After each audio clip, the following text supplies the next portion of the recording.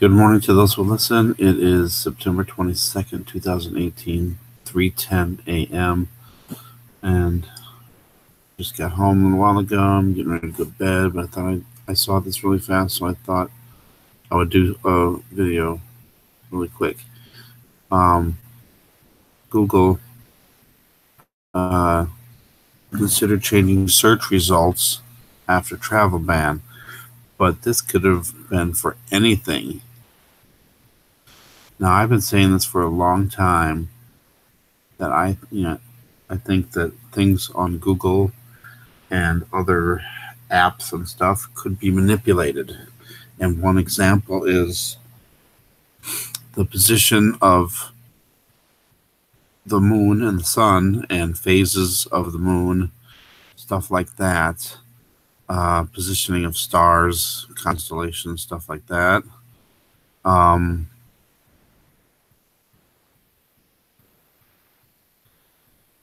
Where was I going with this? Hold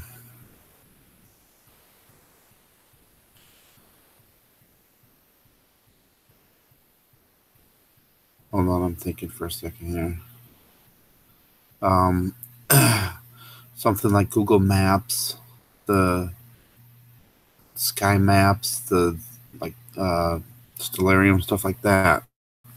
They could purposely, like the AI algorithms, they could purposely change the results of what you're looking for and putting something that's not really there, or saying that something is in a different position when it's really in a different position.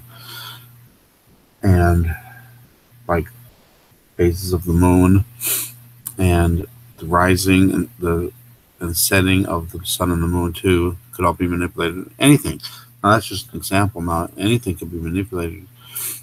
We already know that the algorithms, the Google algorithms, and Facebook for that matter too, they can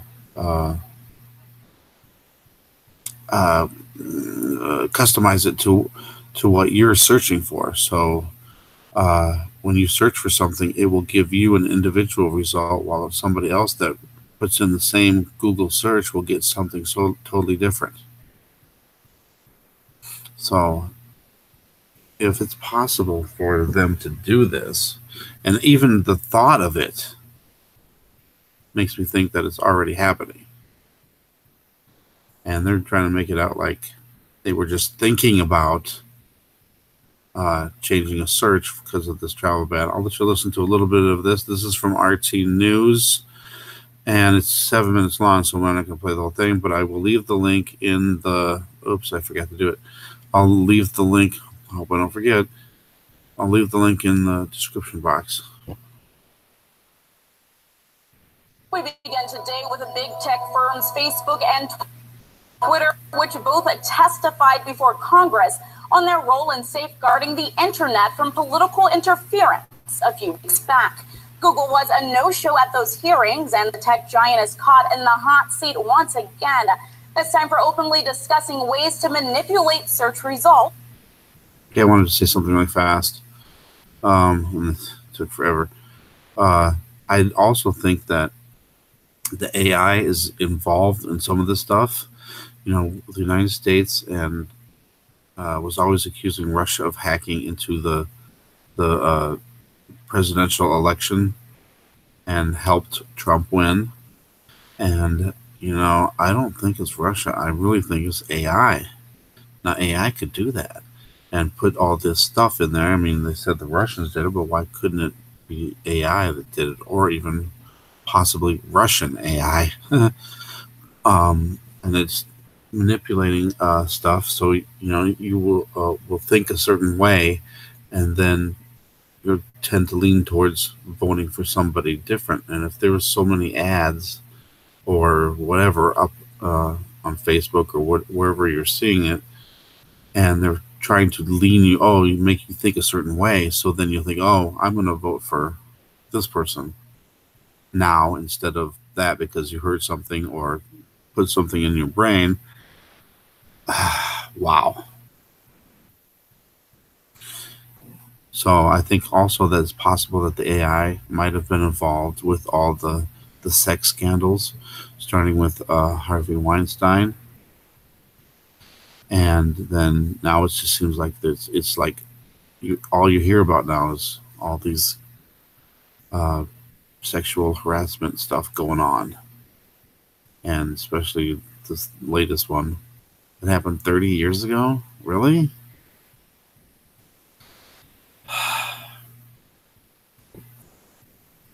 According to the report, RT Sarah Montez de Oca joins us now with the details. Sarah, well, Ashley, a recent report from Fox host Tucker Carlson obtained emails from Google that found that the tech giant looked to manipulate search results. Now, they found this shortly after President Trump issued the travel ban. Tucker reported that only 2 days after Trump signed the first version of the executive order. I think it's possible that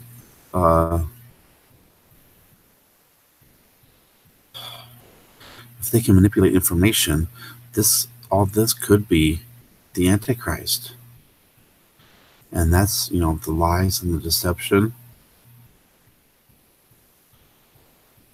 Google could be all part of that and just change stuff up so you'll believe something that's not true. I mean, how much in the news that we're seeing is true?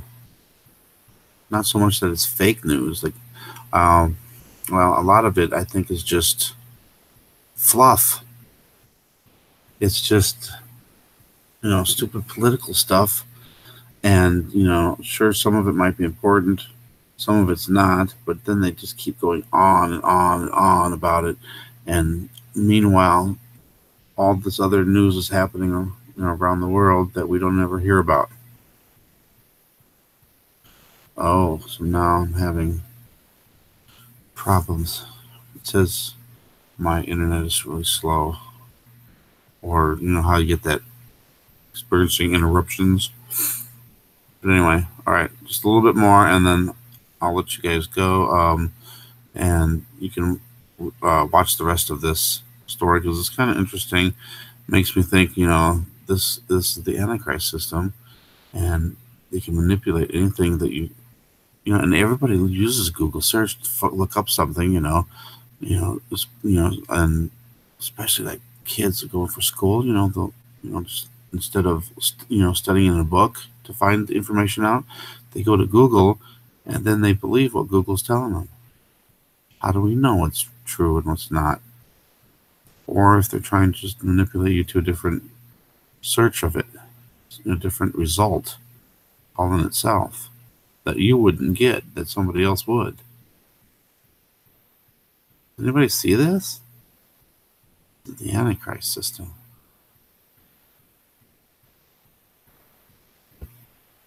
Back in January of last year, Google employees started looking for ways to undermine the president's order by looking for ways to counter what they call Islamophobia. Algorithmically based search results for terms such as Islam, Muslim, Iran, and Hispanic. A Google employee from the search product marketing division explained that there was a large brainstorm within the company on how to respond to that controversial travel ban.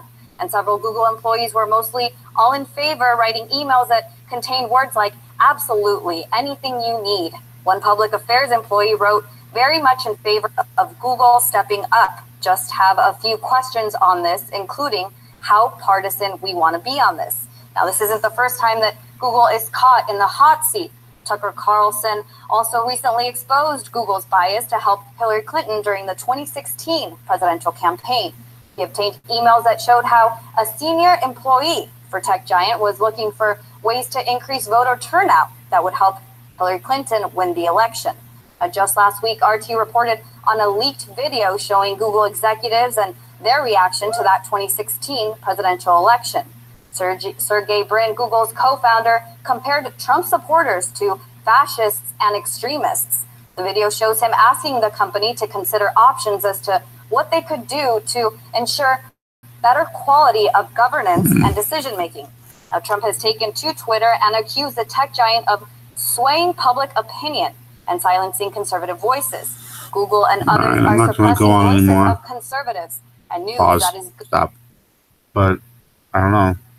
I just think that you should look in, think about this more, because Google, where did Google come from anyway? I mean, just boom, there it is. And everybody just, it used to be what, Internet Explorer?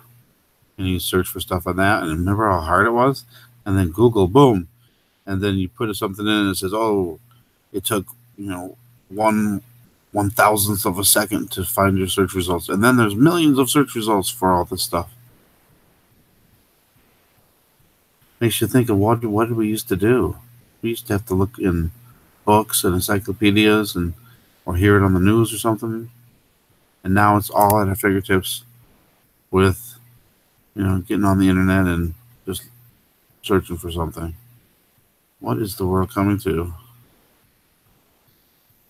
All right, I've got to remember to put that in the link. Thanks for watching. Thanks for subscribing. God bless.